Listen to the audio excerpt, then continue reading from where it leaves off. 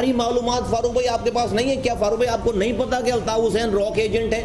اگر آپ میں اتنی ہمت نہیں ہے سچ بولنے کی تو میں بہت ہی مؤدبانہ گزارش کرتا ہوں کہ برائے مہربانی جھوٹ بھی نہ بولیں.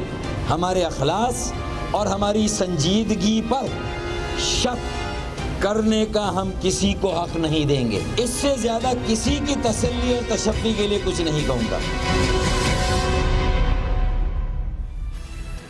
ناظرین السلام علیکم. آج ایک بار پھر پاکستان بھر کی بلکہ یوں کہیے کہ برطانیہ سے لے کے پاکستان تک کی نگاہیں جو ہیں وہ کراچی کی سیاست پہ مرکوز ہیں، جہاں ہمیں ایک تبدیلی، ایک در حقیقت صحیح معنوں کی تبدیلی رونما ہوتے ہوئے نظر آ رہی ہے.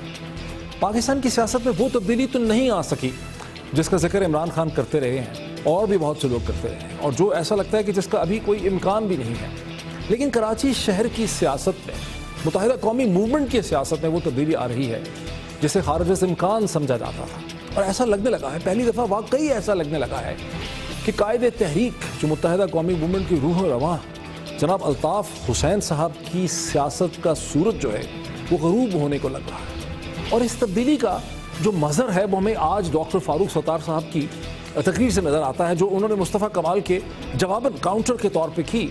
اور اس میں ہمیں متحدہ قومی موومنٹ کی سیاست کی جو لنگوسٹکس ہے، اس کی جو زبان کی جو تبدیلی ہے، جو ٹرانسفارمیشن ہے 4 دن کی، وہ بڑی کھل کے نظر آئی ہے کہ جہاں 4 دن پہلے متحدہ قومی موومنٹ میں الطاف حسین صاحب قائد تحریک تھے، ایک خاص ادب سے ان کا نام لیا جا رہا تھا، پھر وہ قائد تحریک سے الطاف بھائی بنتے ہیں، الطاف بھائی سے وہ الطاف حسین بنتے ہیں، اور آج وہ محض ایک شخص اور ایک فرد، وہ لندن میں بیٹھا ہوا ایک شخص اور لندن میں ایک فرد جو ہے اس کی شکل میں ہمیں نظر آتے ہیں. یہ اتنی بڑی تبدیلی جسے میں کہتا ہوں کہ لگتا ہے کہ there is the beginning of the end, یعنی الطاف حسین صاحب کی سیاست کا سورج جو ہمیں غروب ہوتا نظر آتا ہے، اس کا ایک بیک گراؤنڈ ہے، اس کا ایک تناظر ہے. اور اس کا ناظرین تعلق ہندوستان کے وزیر اعظم نریندر مودی سے ہے. وہ نریندر مودی جنہیں دنیا بہت ہی ذہین اور فتین شخصیت کے طور پر دیکھتی ہے، انہوں نے ہندوستان کی ایجنسیز کی، کانگریس کی حکومتوں کی جو 25 برس کی محنت تھی، جو 25 برس کی ایک پالیٹکس تھی، منہ سے رام رام اور بغل میں چھری اور منہ سے رام رام کی جو پوری سیاست تھی پاکستان کے ساتھ، اس کا انہوں نے بھانڈا پھوڑ دیا ہے، اس کا کچا چھٹا انہوں نے وہ سامنے لے آیا ہے. اور اس کی وجہ یہ ہے کہ جو انتہا پسند ہوتا ہے وہ ایک اسٹریٹ شوٹر ہوتا ہے. انتہا پسند کے اندر کوئی بہت زیادہ صبر نہیں ہوتا، اس کے اندر کوئی بہت زیادہ برداشت نہیں ہوتی، اس کے اندر کوئی بہت ٹھنڈ نہیں ہوتی. جب وہ پریشر میں آتا ہے، پینک میں ہوتا ہے، تو اپنے رنگ جو ہے وہ سامنے لے آتا ہے.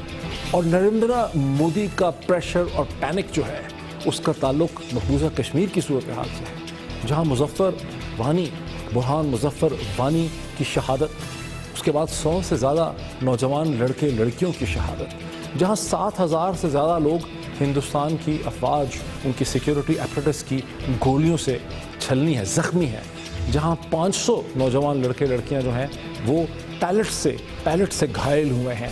وہاں کی جو ہے، وہاں کی جو صورتحال ہے، جب اس کو دنیا نے دیکھنا شروع کیا، جب اس نے ایک نیا نیریٹو اس سے جنم لیا، تو نریندر مودی اور اجیت ڈووال جو ہیں وہ پریشان ہو گئے، وہ نروس ہو گئے، وہ پینک ہو گئے. اور اس پینک میں انہوں نے بھانڈا پھوڑ دیا ان تمام اثاثوں کا، ان تمام ایسٹس کا جس پہ انویسٹمنٹ کر رکھی تھی 25 برس سے ہندوستان کی ایجنسیز نے، جو ایسٹس بلوچستان میں بھی تھے، جو ایسٹس کراچی میں بھی تھے، جو ایسٹس فاٹا میں بھی تھے. اور ان کے چہرے ایک ایک کر کے، چاہے وہ برہم داغ بگٹی ہوں یا ہربیار مری ہوں یا سینیٹر رانا ثناء اللہ ہوں یا پھر الطاف حسین ہوں، ان کے چہرے بے نقاب ہونے لگے.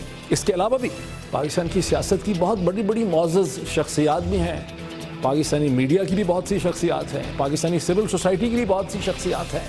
اور وہ ساری جو باتیں، امن کی آشا، یہ سب چیزیں جو ہے کہ ڈانڈے کہاں سے کھیلے جا رہے تھے، یہ کٹ پتلی تماشا کہاں سے ہو رہا تھا، وہ کھل کے سامنے آنے لگا. ناظرین، وہ جو گولڈن گوس کی کہانی ہے، یعنی وہ مرغی جو سونے کے انڈے دیتی تھی، وہ کہانی تو آپ سب نے سن رکھی ہے. نریندر مودی اور اجیت ڈووال کے ساتھ کچھ ایسا ہی ہوا. وہ جو 25 برس سے یہ سونے کے انڈے دینے والی مرغیاں جو ہیں بلوچستان سے کراچی، کراچی سے فاٹا تک پالی گئی تھیں، وہ ایک جھٹکے میں نریندر مودی نے اپنی ڈیسپریشن میں، پریشانی میں اور پینک میں انہیں ایکسپوز کر دیا. اور اس ایکسپوجر کا نتیجہ ہے کہ آج ہمیں کم از کم پہلی وکٹ گرتے نظر آ رہی ہے کہ الطاف حسین صاحب جو ہیں ان کی سیاست کا سورج ہمیں غروب ہوتا نظر آ رہا ہے. میں آپ کو پہلے اس تقریر کے ٹکڑے سناتا ہوں جو آج پاک سرزمین پارٹی کے لیڈر مصطفیٰ کمال نے کراچی پہنچنے کے بعد جو تابڑتوڑ حملے کیے ڈاکٹر فاروق ستار پہ، وہ لفظوں کی جو بوچھاڑ ہے، جو سوالوں کی بوچھاڑ ہے، وہ میں آپ کو سناتا ہوں. فاروق بھائی، آپ نے وہ فائلیں نہیں دیکھی ہیں جب لندن میں وکیلوں سے میٹنگ کرنے کے لیے بلایا جاتا تھا؟ کیا ان کے سامنے وہ ساری ڈیٹیل نہیں ہے کہ 22 سالوں سے 20 سالوں سے را سے ہم فنڈنگ لیتے رہے؟ ساری معلومات فاروق بھائی آپ کے پاس نہیں ہے کیا؟ فاروق بھائی آپ کو نہیں پتا کہ الطاف حسین را کے ایجنٹ ہیں؟ نہیں آئے ہمارے پاس، نہیں آئے ہماری بات مانیں. آپ زخم جسم کو، اس قوم کے جسم کو، اس کمیونٹی کے جسم کو آپ اور ڈریگ کر رہے ہیں. خدا کے واسطے میں آپ کے آگے ہاتھ جوڑ کر کہتا ہوں کہ اب رحم کریں اس قوم کے اوپر. اگر آپ میں اتنی ہمت نہیں ہے سچ بولنے کی تو میں بہت ہی مؤدبانہ گزارش کرتا ہوں کہ برائے مہربانی جھوٹ بھی نہ بولیں. ناظرین، آپ دیکھیں کیسے مصطفیٰ کمال کے الفاظ کی جو بوچھاڑ ہے، جو اس کے سوال ہیں کہ فاروق بھائی آپ کو نہیں پتا کہ الطاف حسین جو ہیں وہ را کے ایجنٹ ہیں، را کے وظیفہ خوار ہیں، اس کے جواب میں ہمیں نظر آتا ہے کہ ڈاکٹر فاروق ستار جو ہے وہ پیچھے ہٹتے نظر آتے ہیں. یہ تو نہیں کہہ رہے کہ الطاف حسین را کے ایجنٹ ہیں، ہاں میں مانتا ہوں، لیکن وہ اپنے آپ کو مزید سے مزید لندن سیکریٹریٹ سے اور الطاف حسین سے ڈسٹنس کرتے نظر آتے ہیں. اور ہماری سنجیدگی پر شک کرنے کا ہم کسی کو حق نہیں دیں گے. اگر ہمارے فیصلے ہیں تو الفاظ بھی ہمارے ہوں گے، نیت بھی ہماری ہوگی اور ہم ہی کریں گے. ناظرین، آپ کو یاد ہوگا کہ اردو کا ایک بڑا پرانا گیت تھا، ایک گانا تھا، پہلے جاں پھر جانے جاں پھر جانے جانا ہو گئے. اس کے ریورس میں ڈاکٹر فاروق ستار ہمیں چلتے نظر آ رہے ہیں. قائد تحریک سے الطاف بھائی، الطاف بھائی سے الطاف حسین، اور پھر آج جو ہے وہ ایک شخص اور ایک فرد کی شکل اختیار کرتے ہیں. ذرا سنیں. MQM نے اپنی جگہ موجود رہ کر خود کو لندن سے ڈسکنیکٹ کر لیا ہے. الطاف حسین صاحب سے ہمارا مکمل قطع تعلق ہے. اس سے زیادہ کسی کی تسلی اور تشفی کے لیے کچھ نہیں کہوں گا. ناظرین، یہ وہ چیز ہے جس کو مد نظر رکھ کے میں کہتا ہوں کہ ایسا لگتا ہے، ایسا لگ رہا ہے کہ فائنلی بالآخر الطاف حسین صاحب کی سیاست کا جو سورج ہے وہ لندن سے لے کے کراچی تک ہمیں غروب ہوتا نظر آتا ہے. اور اس کی وجہ یہ ہے کہ کراچی کے اندر ہمیں ایک چینج آف نیریٹو نظر آتا ہے. یہ زبان کی جو تبدیلی ہے، یعنی متحدہ کی لیڈرشپ مختلف لیول پہ اس نے 4 دن میں جو نفسیاتی سفر طے کیا ہے، اس کی زبان میں جو تبدیلی آئی ہے، اور اس زبان کی تبدیلی اور اس نفسیاتی سفر کی تبدیلی کی جو ایکسیپٹیبلٹی، جو قبولیت ہمیں کراچی کی سڑک میں، کراچی کی مارکیٹ میں، اس کے بازار میں، اس کی اومنی بس میں، اس کے محلے کے اندر ہمیں نظر آ رہی ہے، وہ در حقیقت ایک چینج آف نیریٹو ہے. اس چینج آف نیریٹو میں کہ اس طرح سے شاید ممکن نہ ہوتا اگر محض ایک ریبیلیس دھڑا یہاں پہ ہوتا جو الطاف حسین صاحب کے خلاف بات کر رہا ہوتا. لیکن یہاں پہ جو 2 دھڑوں کی وار آف ورڈز ہے، جو چپ کلش ہے، ان کے درمیان میں جو رسہ کشی ہے ٹرف کے لیے، کہ جو ویکیوم اور جو سپیس اور جو جگہ پیدا ہو رہی ہے الطاف حسین صاحب کی شخصیت کے، ان کی نفسیاتی کنٹرول کے پیچھے ہٹنے سے، اسے کون بھرے گا؟ کہ ابھی تو ہم 2 دھڑوں کے درمیان ایک چپ کلش دیکھ رہے ہیں، ایک جھگڑا دیکھ رہے ہیں، ایک کمپٹیشن دیکھ رہے ہیں، ایک لڑائی دیکھ رہے ہیں. لیکن یہ عین ممکن ہے کہ اس میں مزید بھی ایسے دھڑے اور ایسی شخصیات شامل ہو سکیں جنہیں ہم اس وقت نہیں دیکھ سکتے کیونکہ وہ منظر عام پہ نہیں ہے. جتنا زیادہ یہ لیڈرشپ کا کانٹیسٹ جو ہے، یہ کمپٹیشن وائڈ ہوگا، اتنا زیادہ الطاف حسین صاحب کی جو ایک لیڈرشپ رہی ہے، جو 25 برس کی 30 برس کی جو لیڈرشپ رہی ہے، وہ پیچھے ہٹتے ہمیں نظر آئے گی. خاص کر کے اگر لندن میں ان کی قانونی مشکلات میں بھی اضافہ ہو، ان کی زبان بندی جو ہے اگر پاکستان کی حکومت حاصل کر لیتی ہے، وزارت داخلہ حاصل کرتی ہے، تو ہم دیکھیں گے کہ واقعی ان کی لیڈرشپ جو ہے اس کا سورج جو ہے وہ غروب ہو جائے گا. ایک بریک لیتے ہیں اور بریک کے بعد اسی ٹاپک سے مزید گفتگو کا آغاز کرتے ہیں.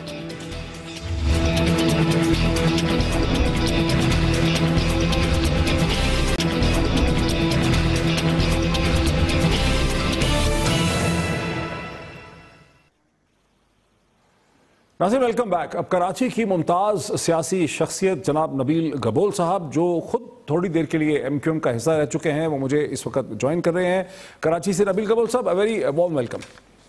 جی تھینک یو. نبیل گبول صاحب، یہ کیا وجہ ہے کہ آپ سب لوگ جو ہیں وہ ڈاکٹر فاروق ستار جو ہیں اس پہ تابڑ توڑ حملے کیے جا رہے ہیں؟ آپ نے بھی ایک بڑی معنی خیز قسم کی سٹیٹمنٹ دی ہے. آپ نے کہا کہ ڈاکٹر فاروق ستار جو ہیں انہوں نے کھلا کی ایک درخواست جو ہے وہ پیش کی تھی جو کہ مسترد ہو گئی ہے. کیا مطلب ہے، کیا کہنا چاہ رہے ہیں آپ؟ دیکھیں، ڈاکٹر فاروق ستار نے کہا کہ ہم نے طلاق، اس کو آپ طلاق ہی سمجھے. جب ایک ٹی وی ٹاک شو میں ہوسٹ نے پوچھا کہ اب ہم اس کو کیا سمجھے کہ الطاف حسین اور آپ کی طلاق ہو گئی ہے، تو انہوں نے کہا ہاں طلاق ہی سمجھے. لیکن میں نے یہ کہا کہ یہ طلاق نہیں ہے. فاروق ستار نے خلا کی درخواست بھیجی جس کو الطاف حسین نے رد کیا، اور الطاف حسین ابھی تک فائٹ کر رہا ہے. اور الطاف حسین ہی اپنے آپ کو جو کہلاتا ہے قائد ایم کیو ایم، اور ابھی تک بھی جو ان کی جو آئین ہے، اس کی ایویڈنس کیا ہے، اس کا ثبوت کیا ہے کہ الطاف حسین صاحب نے کہا تو ہے نا کہ میں نے اختیارات منتقل کر دوں گا میں لندن سے، انہوں نے اگلے دن کہا تو تھا جب معافی مانگی، تو اس کا کیا ثبوت ہے؟ وہ تو دیکھیں نا، الطاف حسین تو اپنی دماغی توازن کھو بیٹھا ہے. وہ شخص جو ہے مقصد میں تو ایک سال سے کہہ رہا ہوں کہ اس کی مینٹلی اور فزیکلی یا جو اس کی کنڈیشن ہے وہ ٹوٹلی بہت ہی زیادہ خراب ہے. اور ابھی تو وہ بالکل ہی مطلب اس پوزیشن پر پہنچ گیا کہ لیکن ساتھ میں یہ میں کہوں گا کہ جو وہ لوگوں کو ظاہر کرا رہا ہے کہ اس کی مینٹل کنڈیشن صحیح نہیں ہے، ایسی بات نہیں ہے. وہ بہت زیادہ ہی چالاکی سے جو ہے اپنا جو انہوں نے شروع کیا ہے ایک مہم پاکستان کو نقصان پہنچانے کی. اور یہی وجہ ہے کہ پچھلے دنوں لندن میں را کے ایجنٹس جو ڈائریکٹرز ہیں، ایجنٹس کے ڈائریکٹر سے ملاقاتیں الطاف حسین کی ہوئی ہیں. اور یہ دیکھیں نا گبول صاحب، آپ دو قسم کی باتیں کر رہے ہیں، دونوں متضاد ہیں. ایک آپ نے کہا وہ شخص پاگل ہو چکا ہے، ذہنی توازن کھو چکا ہے، اس کا کوئی ہوش و حواس نہیں ہے. دوسری طرف آپ کہہ رہے ہیں کہ لیکن دوسری طرف سے وہ بہت ذہین آدمی ہے، انٹیلیجنٹ ہے، there is a method to the madness. دونوں میں سے ایک بات صحیح ہو سکتی ہے، دونوں تو صحیح نہیں ہو سکتی. نہیں ڈاکٹر صاحب، میں نے کہا کہ وہ ایکٹنگ کر رہے ہیں پاگل کی، لیکن وہ پاگل ہے نہیں. میں نے یہ آپ کو کہا کہ وہ ایک پلاننگ جو اسٹریٹجی بنا رہے ہیں، جو پلان کر رہے ہیں، وہ پلاننگ ان کا فیل ہوا ہے. ان کی پلاننگ بہت خطرناک تھی پاکستان کو نقصان پہنچانے کی. اچھا، یہ جو ہم سن رہے ہیں کہ ایک پلان ایسا تھا کہ 5 منٹ، چونکہ رینجرز وہاں سے دور نہیں تھی، سوشل میڈیا پہ یہ بات سرکولیٹ کر رہی ہے کہ چونکہ رینجرز کا ہیڈ کوارٹر وہاں سے دور نہیں تھا ARY کے دفتر سے، تو پلان یہ تھا کہ رینجرز وہاں پہنچے. جب رینجرز پہنچے تو پھر ایم کیو ایم کے چھپے ہوئے الطاف حسین صاحب کے ذاتی جو سنائپر ہیں وہ فائرنگ کریں اور متحدہ کے بہت سے ورکرز کو، آدمی عورتوں کو ہلاک کر ڈالیں. اور پھر اس کے بعد سارا الزام رینجرز پہ ہو اور ایک پورے شہر میں آگ لگ جائے، ایک طوفان مچ جائے، قیامت ہو جائے. کوئی ایسا پلان، یعنی آپ نے چیک کیا ہے کہ اس افواہ میں یہ جو بات بتائی جا رہی ہے اس میں کوئی صداقت ہے؟ جی بالکل صداقت ہے، اور یہ الطاف حسین کی یہ پرانی چال ہے. آپ نے دیکھا ہوگا پچھلے دنوں جب 9-0 پہ رینجرز ریڈ ہوا تو ان کے اپنے ایک ورکر کو گولی ماری اور انہوں نے رینجر پہ الزام لگایا. بعد میں پتا چلا کہ اس کے اپنے ہی ورکر نے جو ہے یہ گولی چلائی ہے، اور وہ شاید وقاص شاہ اس لڑکے کا نام ہے جو ورکر تھا، وہ مارا گیا. ان کا پلان یہی تھا کہ جیسے ہی ARY کے بلڈنگ میں گھسیں گے تو وہاں پر رینجرز پہنچے گی اور جو الطاف حسین کے سنائپرز ہیں وہ 4-5 لوگوں کو وہاں پر جو ہے گرا دیں گے، اور وہ الزام جو ہے وہ رینجرز پہ ڈالنے کی انہوں نے کوشش کی. لیکن رینجرز کی اسٹریٹجی بہت اچھی تھی. ان کو یہ پتا تھا کہ یہ ایسا کچھ کر سکتے ہیں، تو اس لیے رینجرز نے پہلے پولیس کو بھیجا اور اس کے بعد جو ہے میرے خیال میں آدھے گھنٹے بعد رینجرز وہاں پر پہنچی ہے. یہ پرانا طریقہ کار ہے الطاف حسین کا.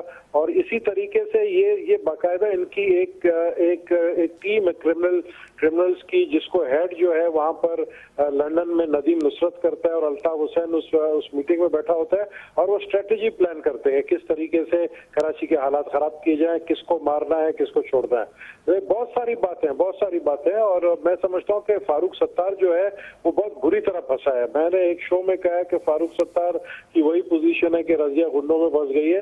یہ حقیقت ہے کہ فاروق ستار نے پہلے دن بڑا جوش دکھایا، اس نے کہا کہ قائد سے کوئی ہمارا تعلق نہیں ہے، لیکن دوسرے دن اس نے اپنا سٹیٹمنٹ چینج کیا، کیونکہ بیسکلی فاروق ستار اندر سے کمزور آدمی ہے.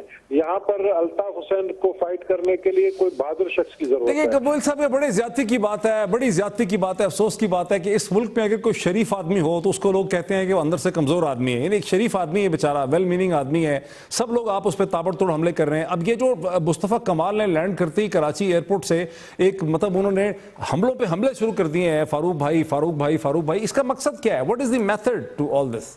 دیکھیں کیونکہ یہ باتیں پتہ چلی ہے بعد میں، فاروق ستار جو ہے ابھی بھی کہہ رہا ہے کہ ایم کیو ایم کا جو ہے قائد ہے وہ الطاف حسین ہے اور الطاف حسین ہی ایم کیو ایم ہے. اب اس طرح کی باتیں اس سے اپنا جو پہلے دن کی جو آپ اس کی باتیں سنیں اس میں تبدیلی آ گئی ہے.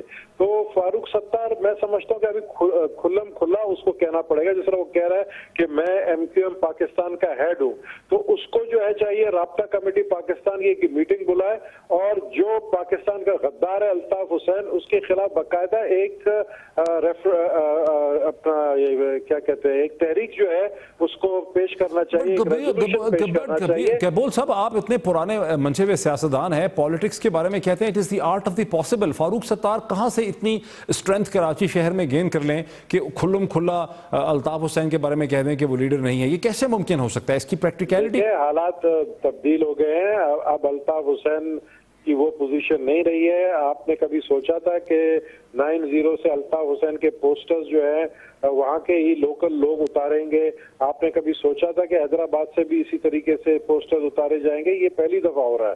تو وہ اسٹرینتھ نہیں رہی ہے کیونکہ مہاجر جو ہے غدار نہیں ہے، غدار صرف ان کا جو لیڈر الطاف حسین ہے. اور اب مہاجروں کو یہ بات سمجھ میں آ گئی ہے.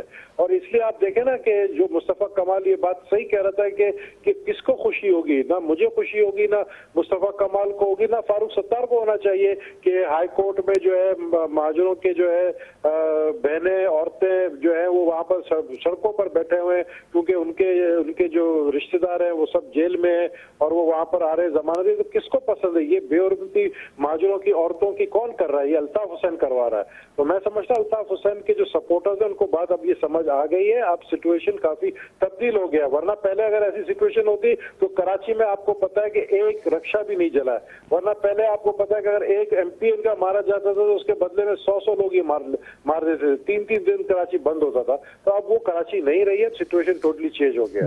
کیبول صاحب یہ جو آپ کہہ رہے ہیں نا کہ ایک رکشہ نہیں چلا، دکانیں بند نہیں ہوئی، بازار بند نہیں ہوئے، یہ تو اس چیز کو شو کرتا ہے کہ جو خوف کی سیاست تھی، جو ملیٹنٹ گینگز تھے، جو ملیٹنٹ کیڈرز تھے، چونکہ ان کو رینجرز نے بے دست و پا کر دیا ہے، اس میں بہت سے لوگوں کو گرفتار کر لیا ہے، بہت سے لوگ نیوٹرلائز ہو گئے ہیں. وہ خوف کی جو ایٹماسفیئر تھی وہ نہیں رہی ہے، تو کاروبار زندگی چل رہا ہے. لیکن جو دوسری طرف چیز ہے کہ یہ جو دفاتر مسمار کیے جا رہے ہیں، توڑے جا رہے ہیں، تالے لگائے جا رہے ہیں، جو اسے کہتے ہیں برا بھلا کہا جا رہا ہے، جو پوسٹر پھاڑے جا رہے ہیں، جو رینک اینڈ فائل ہے متحدہ کی، ایم کیو ایم کی جو سپورٹ بیس ہے، آپ کیا سمجھتے ہیں اس کی نفسیات پہ اس کا کیا اثر ہو رہا ہے؟ کیا یہ چیز ان کو غصہ دلا رہی ہے یا یہ الطاف حسین اور ان کا گروپ جو ہے وہ ڈس ایمپاور ہو رہا ہے؟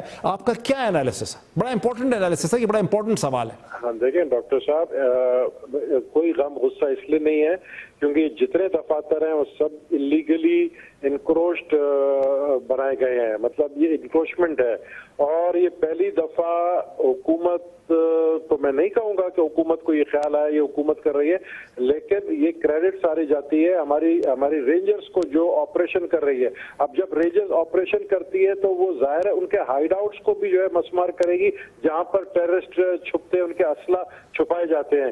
تو اور جو انلیگل انکروچمنٹ ہے تو اس کا اثر مجھے نظر نہیں آ رہا. میں کراچی گھومتا ہوں، میں گھوم رہا ہوں کراچی، مجھے کہیں اس کا نیگیٹو اثر نظر نہیں آ رہا ہے. میں سمجھتا ہوں دیکھیں لوگ اس کو ملا رہے ہیں کہ 92 میں بھی یہ حالات تھے لیکن الطاف حسین دوبارہ پاورفل ہو کر ابھر کے آیا. اب وہ سچویشن نہیں ہے. دوسری جو بات میں آپ کو بتاؤں کہ لندن میں جو عمران فاروق کا کیس ہے اور اب یہ ثابت ہو گیا ہے کہ محسن علی جو ہے وہ مرڈر ہے عمران فاروق، اور وہ اپنے اسٹیٹمنٹ میں کہہ چکا ہے کہ الطاف حسین کے آرڈر پر میں نے یہ قتل کیا ہے.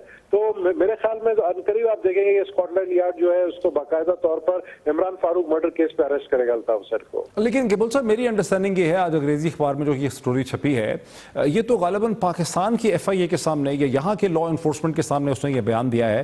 اس بیان کی بنیاد پہ جب تک برطانوی پولیس کے سامنے وہ یہ بیان نہیں دے گا، اسکاٹ لینڈ یارڈ کو یہ چیز نہیں بتائے گا ان رائٹنگ پہ، تب تک تو غالباً وہ اس کو استعمال نہیں کر سکیں گے وہاں کے قانونی پروسیس. نہیں جی، اعلی کار جو نائف برآمد ہوا اس کے اوپر فنگر پرنٹس موصول کیے تھے، جس کا اسکاٹ لینڈ یارڈ نے پاکستان گورنمنٹ کو اطلاع دی ہے کہ یہی شخص جو ہے، اور اس شخص کی باقاعدہ ہینڈ اوور کے لیے انہوں نے درخواست کی ہے پاکستان گورنمنٹ کو کہ ہمیں اس کو ہینڈ اوور کیا جائے، اور جیسے ہینڈ اوور ہوگا اور میں سمجھتا ہوں جو اسٹیٹمنٹ پاکستان میں اس نے دیا وہی اسٹیٹمنٹ وہ وہاں پر جا کر دے گا اور ود ان ڈیز آپ دیکھیں گے کہ الطاف حسین اس کیس میں اریسٹ ہو جائے گا. بٹ گیبول صاحب دوسری طرف ایک مسلسل تاثر ہے, یہ آپ ایک اچھی بڑی آپٹیمسٹک سی بڑی امید افزا قسم کی بات کر رہے ہیں اپنے تھی, لیکن ایک عموماً تاثر ہے کہ الطاف حسین صاحب جو ہیں وہ ایک بڑے ویلیوبل ایسٹ ہیں, جیسے بھی اس کو ڈیفائن کریں برٹش پولیٹیکل اسٹیبلشمنٹ کے لیے, اور وہ صرف لوگوں کو اس لیے یہاں سے مانگ رہے ہیں کہ کیس کو کمزور کرنا چاہتے ہیں, اور وہ کبھی بھی الطاف حسین صاحب کے خلاف کوئی ڈیسائزو ایکشن جو ہے وہ نہیں کریں گے. تو آپ اس عوامی تاثر سے ایگری نہیں کر رہے؟ دیکھیں جس کام کے لیے الطاف حسین کو پال کے رکھا ہوا تھا ان لوگوں نے, اب تو وہ ارریلیونٹ ہو گیا نا الطاف حسین ان کے لیے. اب وہ کراچی بند نہیں کرا سکتا ہے, اب وہ کراچی یہ جو ہے ڈی اسٹیبلائز کراچی کو نہیں کر سکتا ہے, وہ پاکستان کو ڈی اسٹیبلائز نہیں کر سکتا بیکاز وہ پرسنلی ویک ہو چکا ہے. اس کے پاس ٹارگٹ کلرز نہیں رہے, اس کے پاس وہ لوگ نہیں رہے جو یہ حرکتیں کرتے تھے, تو وہ ارریلیونٹ ہو گئے یو کے گورنمنٹ کے. وہ اب ان کو ضرورت نہیں ہے. جس طریقے سے آپ نے دیکھا کہ افغانستان میں پہلے طالبان کو استعمال کیا گیا, بعد میں انہی کے خلاف ہو گئے. تو یہ تو ایک اسٹریٹجی ہوتی ہے انٹیلیجنس ایجنسی کی, انٹرنیشنل کمیونٹی کی, کہ کس طریقے سے کس کو استعمال کرنا ہے, اور جب وہ یوزفل ہوتا ہے اس کو استعمال کیا جاتا ہے, جب وہ یوزلیس ہو جاتا ہے اس کو پھینک دیا جاتا ہے. تو اس وقت الطاف حسین ان کے لیے یوزلیس ہو گیا ہے. بہت بڑی بات آپ کر رہے ہیں. آپ یہ کہہ رہے ہیں گیبول صاحب کہ الطاف حسین یہ جو فینومینا ہے, یہ جو کلٹ ہے, یہ جو اتنی بڑی لیڈرشپ ہے, یہ جو ایک گزشتہ 30 برس کا ایک فینومینا ہے, 30-35 برس کا, اس الطاف حسین ہسٹری نا, کہ الطاف حسین اب صرف تاریخ کا حصہ رہ گئے ہیں, الطاف حسین کی تمام سیاست جو ہے وہ ماضی میں it's trash can of history. Is this what you seeing? بالکل بالکل بالکل, اب وہ ہسٹری کا حصہ ہو گئے ہیں. الطاف حسین کا باب بند ہو چکا ہے, اور دیر ول بی نو مور الطاف حسین, اور دیر will be know such slogan. اس طرح کا کوئی نعرہ نہیں ہوگا جو قائد کا غدار ہے وہ قوم, جو قائد کا غدار ہے وہ موت کا حقدار ہے. اب یہ سلوگن لگے گا جو قائد کا دوست ہے وہ پاکستان کا غدار ہے. اچھا, اور تو پھر چلیں پھر let's go to more complex question کہ یہ جو ویکیوم ہے لیڈرشپ کا, جہاں اتنا بڑا ایک روح رواں, ایک قائد, ایک لیڈرشپ, یہاں ویکیوم پیدا ہوتا ہے, اس کو کون آپ کو بھرتا نظر آ رہا ہے؟ ڈاکٹر فاروق ستار, پاک سرزمین پارٹی, پیپلز پارٹی, کون اس کو بھرتا نظر آ رہا ہے؟ دیکھیں الطاف حسین مہاجروں کا لیڈر تھا. الطاف حسین نے مہاجروں کو اٹھایا تھا, مہاجر پارٹی بنائی تھی. فاروق ستار اگین ہمارے شریف بھائی ہیں, معصوم بھائی ہیں, ہی از ناٹ اے مہاجر, ہی از اے میمن. وہ میمن کمیونٹی کے ہیں. ٹھیک ہے جی, کراچی میں مہاجروں کی آبادی بڑی تعداد میں ہے. جو مہاجروں کا لیڈر بنے گا وہ ویکیوم گیپ کو جو ہے وہ کون بنے گا؟ وہ مصطفیٰ کمال ہے, وہ عامر خان ہے, وہ کوئی اور ہے جس کو ہم نہیں جانتے, وہ کون ہے؟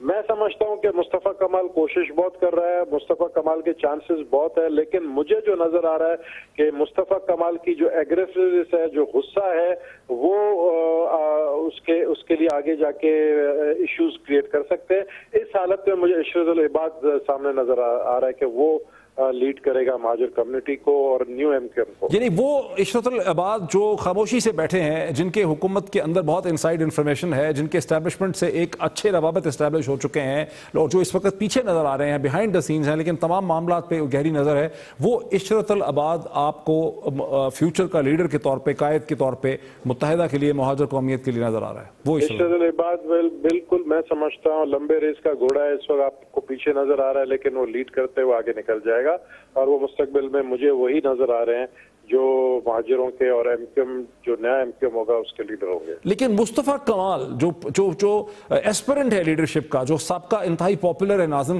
وہ تو اسے کہتے ہیں لینڈ کرتے ہی تابڑ توڑ حملوں کی بوچھاڑ کر ہے, وار آف ورڈز, ایک ٹکا ٹک ٹکا ٹک ٹکا ٹک تڑا تڑ ان کا حملہ جو ہے وہ ڈاکٹر فاروق ستار پہ ہو رہا ہے, لیکن آپ سمجھ رہے ہیں کہ اصل لیڈر دوسری طرف بیٹھا ہے. دیکھیں پاکستانی سیاست میں مولا جٹ والی سیاست جو ہے نا ہمیشہ فیل ہوئی ہے. آپ کو یاد ہوگا کہ یہ پچھلے دور حکومت میں شہید بے نظیر بھٹو صاحبہ کے دور میں میر مرتضیٰ بھٹو بھی اسی طرح کی باتیں کرتا تھا. تو ہمارے اگر آپ ہسٹری دیکھیں, ادھر جو دھیمے لہجے میں اور جو سوچ سمجھ کے پاؤں اٹھاتا ہے وہ پالیٹکس میں جو ہے کامیاب ہوتا ہے. میں نہیں کہوں گا کہ نواز شریف صاحب پالیٹکس میں کامیاب ہیں یا نہیں ہیں, لیکن 3 بار وزیر اعظم اگر وہ بنے ہیں تو انہوں نے صبر بھی بہت کیا, اور وہ بڑے دھیمے طریقے سے جو ہے وہ اپنا اسٹریٹجی بناتے ہیں اور وہ پھر اس پہ کو इम्प्लीमेंट करते हैं। धीमे तो अब हुए हैं, खैर बहरहाल नबील गिबोल साहब बहुत शुक्रिया हमें ज्वाइन करने का। बहुत ही इंटरेस्टिंग, बहुत ही दिलचस्प उनका एनालिसिस है।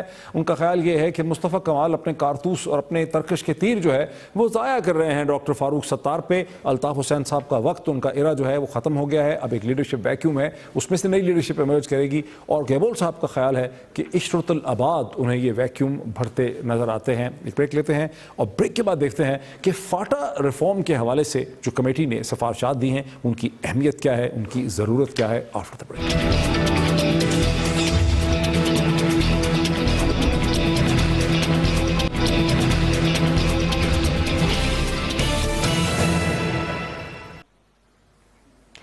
नाज़रीन वेलकम बैक। जहां एक तरफ कराची और पाकिस्तान की सियासी तारीख का एक बहुत ही अहम नया बड़ा फैसला कुन बाब लिखा जा रहा है, जहां हम एक नई लीडरशिप इमर्ज होते देखते हैं कराची शहर में, वहां हम देख रहे हैं कि फाटा पे भी नवाज शरीफ साहब की हुकूमत जो है उसने बिल आखिर एक बड़ा अहम पेशकदमी की है। वो फाटा रिफॉर्म जिसका जिक्र होता रहा, जिसे नेशनल एक्शन प्लान का हिस्सा बनाया गया, उस पर वज़ीर आज़म ने गुज़श्ता बरस नवाज शरीफ साहब ने एक बहुत हाई लेवल कमेटी तश्कील दी। उस कमेटी ने अपनी एक बड़ी अहम रिपोर्ट दी है जिसमें ये सिफारिश की गई है कि फाटा को इनेबल किया जाए कि 5 बरस में उसे खैबर पख्तूनख्वा के सूबे का बाकायदा हिस्सा बनाया जाए। बहुत से अहम सवाल आते हैं कि अलग सूबा क्यों नहीं बनाया जा रहा, खैबर पख्तूनख्वा का हिस्सा क्यों बनाया जा रहा है, और क्या चैलेंजेस जो हैं मज़ीद दरपेश होंगे इस इम्प्लीमेंटेशन पे। इस पर बात करने के लिए हमें ज्वाइन कर रहे हैं पेशावर से इस्माइल खान साहब, ना सिर्फ रेजिडेंट एडिटर हैं डॉन अखबार के बल्कि खैबर पख्तूनख्वा के बहुत ही मंझे हुए सहाफ़ी, रिस्पेक्टेड सीनियर सहाफ़ी, और फाटा के जो पॉलिटिकल डायनामिक्स हैं उस पर बड़ी गहरी नज़र रखते हैं। खान साहब, a very warm welcome to you. जी अस्सलाम वालेकुम डॉक्टर साहब। खान साहब, इसकी जो फाटा रिफॉर्म है इसकी इतनी अहमियत क्यों थी, इस पर इतनी बात क्यों होती रही है, इसको नेशनल एक्शन प्लान का हिस्सा बनाया गया, इस पर मसलसल बहस होती रही है कि फाटा में वजह क्या थी, चैलेंज क्या था? चैलेंज डॉक्टर साहब ये है कि फाटा में जो कानून था वहाँ पे 1901 से 1901 से एक फ्रंटियर क्राइम्स रेगुलेशन जो पाकिस्तान के बनने से भी 45-46 साल पहले का एक पुराना कानून था जो चलता आ रहा था। दूसरा ये कि वहाँ पे डायरेक्ट फॉर्म ऑफ गवर्नेंस नहीं थी, गवर्नमेंट की डायरेक्ट नहीं थी। जो भी गवर्नमेंट स्टेट की थी वो इनडायरेक्ट फॉर्म ऑफ एडमिनिस्ट्रेशन के पॉलिटिकल एजेंट्स अपने पावर्स एक्सरसाइज करते थे through Malik's and tribal elders, और वहाँ पे कोई system of governance as such नहीं था जो कि फाटा को मेन स्ट्रीम करता। बहुत सारी कबातें ओवर द ईयर्स होती रहीं। कुछ अफगानिस्तान के हालात, सोवियत इंटरवेंशन के बाद जो सिचुएशन बनी वहाँ पे, उसके बाद और ख़ासकर फिर 2000 में और 2001 में जब अमेरिकन इन्वेजन हुआ अफगानिस्तान में, उसके बाद से हालात जिस तरफ गए और जितने बिगड़े, और उसके बाद आर्मी ने इंटरवीन किया और मिलिट्री ऑपरेशंस हुई फाटा में, बहुत ज़्यादा लोग डिस्प्लेस हुए। खान साहब, बहुत से लोग ये भी आर्ग्यू करते थे, खान साहब बहुत दफ़ा लोग ये भी आर्ग्यू करते थे, खास करके सिविल सर्वेंट्स, कि ये जो लूज अरेंजमेंट है गवर्नेंस का वो वहाँ की साइकी के एतबार से जिस तरह का वो है कि अफगानिस्तान और पाकिस्तान के दरमियान में और आज़ाद ख्याल वहाँ पे कबाइल पाए जाते हैं, तो ये जो एक लूज अरेंजमेंट है गवर्नेंस का ये काम करता है, ये ठीक है? देखें, वो किसी ज़माने में शायद लूज एडमिनिस्ट्रेशन काम करता होता था, लेकिन डायनेमिक्स चेंज हो गई हैं, सिक्योरिटी डायनामिक्स चेंज हो गई हैं, सोशो इकोनॉमिक डायनामिक्स वहाँ पे चेंज हो गई हैं। आप देख लें कि 66-67 साल तो पाकिस्तान को हो गए, फाटा वही के वही है, उसमें कोई सोशो इकोनॉमिक जो डेवलपमेंट है ना होने के बराबर है। बल्कि फाटा में तो कोई गवर्नेंस का चूँकि सिस्टम नहीं, तो अकाउंटेबिलिटी का भी कोई सिस्टम नहीं है। बहुत सारे lot of funds go into फाटा, लेकिन उसका कोई पता नहीं चलता कि वहाँ पे फाटा में कोई डेवलपमेंट वाक़तन हुई भी है कि नहीं। Unemployment is very high, literacy rate is very low. बहुत सारे लोग जो है वो फाटा छोड़ के मिडल ईस्ट और दूसरी जगहों पे जाके जॉब्स करते हैं। फाटा में ख़ुद एम्प्लॉयमेंट की अपॉर्चुनिटीज़ भी नहीं है। तो मेरे ख्याल में फ्रॉम सिक्योरिटी डायनेमिक को उसको देख लें या पाकिस्तान के जो हालात हुए हैं, उसके बाद से ये शिद्दत से ये महसूस किया गया कि फाटा को के लिए और पाकिस्तान के लिए ये बेहतर है कि इसके इंटीग्रेशन के लिए, इसको मेन स्ट्रीम करने के लिए इस्लाहात ज़रूरी हैं। اور سال لگا ان کو یہ ریکمنڈیشنز جو کمیٹی بنی 1 سال تو کمیٹی بنانے میں لگی, اس کے بعد ریکمنڈیشنز ہوئی اس سال, اور وہ آپ کے سامنے ہے جو رپورٹ ابھی آئی ہے. اچھا خان صاحب یہ بتائیں کہ یہ بھی تو ہو سکتا تھا کہ جو آپ نے سرکمسٹانسز بتائے ہیں, جو حالات آپ نے بیان کیے ہیں, جو گورننس کے چیلنجز آپ نے بیان کیے ہیں, کہ اس کو فیڈرل گورنمنٹ ہی ڈیولپ کرتی, اور پھر ایک آپشن یہ بھی ہوتی کہ اس کو ایک نیا صوبہ بنایا جاتا. آخرکار اس کی آبادی تقریباً 5-6 ملین ہے, تو اس کو الگ صوبہ نہیں بنایا گیا بلکہ یہ تجویز دی گئی ہے کہ اس کو خیبر پختونخوا میں ضم کر دیں, ایک ایسا صوبہ جس کے پہلے بڑے مسائل ہیں, جس کی پہلے تقریباً 2-2.5-3 کروڑ کی آبادی ہے, اور ایک ایسے دور میں یہ فیصلہ کیا گیا ہے جبکہ ہم یہ بازگشت سنائی دیتی ہے پاکستان سے کہ میں نئے صوبے بنائیں, چھوٹے صوبے بنائیں, کروڑ 1.5 کروڑ کا صوبہ بنائیں, تو اس میں اس کو خیبر پختونخوا کے ساتھ انٹیگریٹ کر دینا کون سی کوئی بہت سمجھداری کی بات ہے؟ دیکھیں, ایک تو یہ کہ اس کی پاپولیشن ہے بہت کم, پاپولیشن اس کی اتنی ہے نہیں کہ اس کو آپ ایک الگ صوبہ بنا دیں. دوسرا نہ 5-6 ملین ہے, لیکن 4.2 ملین اس طرح کا اگر ہم اپروکسیمیٹ ڈال دیں فگر, اتنا ہی بنتا ہے. دوسرا یہ کہ فاٹا کی اپنی کوئی لنکیج انٹرنلی اس ایک اینٹیٹی نہیں ہے فاٹا, تو کہتے تو رہے ہیں لیکن کہ اپنے ایک انٹرنل وہ نہیں ہے. دوسرا سارا جتنی بھی اسٹڈیز ہوئی اس میں یہی تھا کہ انٹرنل کیا نہیں ہے, یہ جو ساتھ اس کی ایجنسیز ہیں, ان کی آپس میں انٹرنل انٹیگریشن نہیں ہے. اٹس ناٹ اے ہوموجینس, ایک وہ جو کمیونیکیشن کے لنکیجز ہوتے ہیں, دوسری جو ڈائنامکس اس میں وہ نہیں ہے. تیسری جو سب سے بڑا فیکٹر تھا, اور اس رپورٹ میں اس کو ایڈریس بھی کیا گیا کہ ایتھنیکلی اور جیوگرافیکلی جو ہیں نارتھ ساؤتھ کے جو ہیں وہ سدرن ڈسٹرکٹس کے ساتھ ملتے ہیں. یہ ہمارے جو خیبر ایجنسی ہے, مومند ہے, وہ پشاور کے ساتھ ہے, باجوڑ دیر کے ساتھ ہے. تو جو فاٹا کے جتنے ایجنسیز ہیں وہ ہمارے جو ڈسٹرکٹس ہیں ان کے ساتھ ان کی انٹیگریشن ہے, لنکیجز ہیں, جیوگرافیکلی لنکیجز ہیں, کمیونیکیشن کے لنکیجز ہیں. دوسرا ہمارے جو گورنمنٹ آفیسرز ہیں کے پی کے, وہ وہاں پہ سرو کرتے ہیں, ان کے لائن ڈپارٹمنٹس کے جتنے ہیں وہ ہمارے ہیں وہاں پہ. تو جو سچویشن اس وقت فزیکلی آن دا گراؤنڈ ہے, اس میں یہ دیکھا گیا کہ یہ زیادہ مناسب ہوگا کہ اس کو خیبر پختونخوا میں ضم کیا جائے, مرج کیا جائے. دوسرا یہ کہ پاپولر پولیٹیکل ڈیمانڈ بھی یہی تھی. There is a consensus across the board, P T I, peoples party, A N P, Jamaat Islami, J O F, just about every political party they support integration and merger.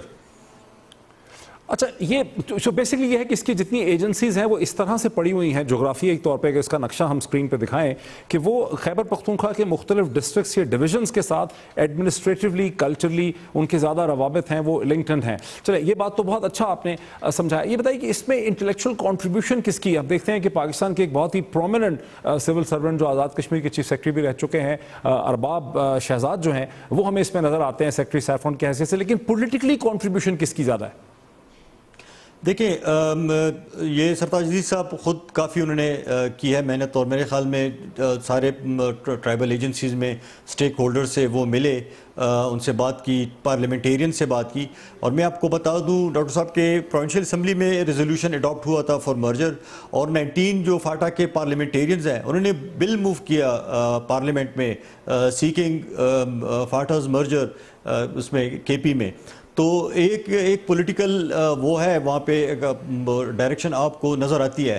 دوسرا یہ کہ civil جو ہے اس میں کافی سارا آپ نے ٹھیک بات کی, انہوں نے کافی محنت کی. شہزاد صاحب نے یہاں سے فاٹا سیکریٹریٹ سے کافی اس میں ان پٹ گیا. شکیل قادر صاحب ہیں یہاں پہ سیکرٹری لا اینڈ آرڈر اور پلاننگ اینڈ ڈیولپمنٹ. تو بہت سارے لوگوں نے اس میں کنٹریبیوشن کی ہے. ملٹری کا ان پٹ بھی اس بیچ میں تھا. آپ کو پتہ ہے کہ اس کمیٹی میں نیشنل سیکیورٹی کے ایڈوائزر جو تھے جنجوعہ صاحب وہ بھی تھے, عبدالقادر بلوچ تھے, کافی سارے لوگ تھے.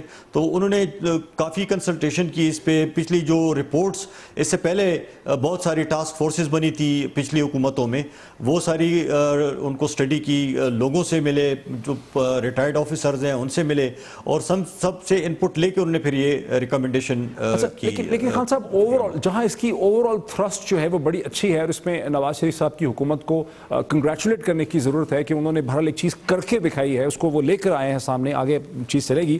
لیکن یہاں پر ریفارم کمیٹی جو ہے اس نے کہا کہ جرگہ سسٹم کو رکھا جائے. مطلب ایک پورے ملک میں ڈیبیٹ ہوتی رہتی ہے کہ جرگہ سسٹم کو ختم کیا جائے, یہاں کہا گیا ہے کہ جرگہ سسٹم کو رکھا جائے. اس کی کیا وجہ ہے؟ دیکھیں اب اس میں یہ کہ آپ ایک قانون کو یہ ہوا تھا پاٹھا ریگولیشن، جب سپریم کورٹ نے اس کو نل اینڈ وائڈ کر دیا تھا بہت پہلے، تو اس کے بعد ایک وائڈ کریٹ ہو گیا تھا، اور اس کی وجہ سے پھر صوفی محمد صاحب جو ہے نفاذ شریعت محمدی کی موومنٹ لے کر انہوں نے کہا جی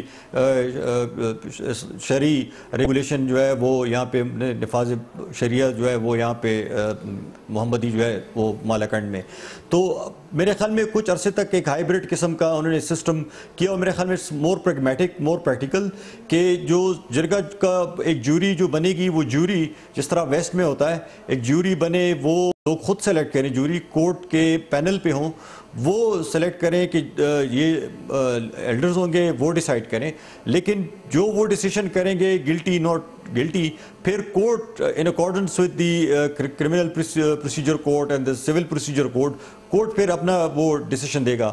تو میرے خیال میں کچھ عرصے کے لیے اس ہائیبریڈ سسٹم کو لے جانا پڑے گا جب تک کہ انسٹیٹیوشن اٹ سیلف اسٹرانگ نہ ہو جائے وہاں پہ۔ بہت شکریہ اسماعیل خان، خیبر پختونخوا کے انتہائی اور پاکستان کے انتہائی سینئر صحافی، وہاں کے ڈائنامک سے بڑے واقف ہیں فاٹا کے، ایکسپلین کر رہے تھے کہ کیسے یہ جو کمیٹی کی سفارشات آئی ہیں جس میں کہ کہا گیا کہ فاٹا کو پہلے انیبل کیا جائے اور 5 برس کے بعد اسے خیبر پختونخوا کے صوبے کے ساتھ ضم کر دیا جائے، انٹیگریٹ کر دیا جائے، اس کی تفصیلات دے رہے تھے۔ لیکن اس میں ایک بہت بڑا چیلنج یہ ہے کہ جہاں کمیٹی نے اپنی سفارشات، اپنی نگارشات تو دے دی ہیں، اس کے اوپر امپلیمنٹیشن ہونی ہے۔ ابھی تو ظاہر ہے وہ ایک امپلیمنٹیشن کمیٹی ہے جو کوارٹرلی وزیر اعظم کو نواز شریف صاحب کو اپنی رپورٹ دے گی۔ دیکھنا یہ ہے کہ وفاقی حکومت اور صوبائی حکومت مل کے اور وہاں کی لوکل ایڈمنسٹریشن کیسے اس پورے پروگرام کو امپلیمنٹ کر پاتے ہیں۔ ناظرین آج اتنا ہی، کل ایک اور انٹرسٹنگ پروگرام آپ کی خدمت میں، بہت شکریہ۔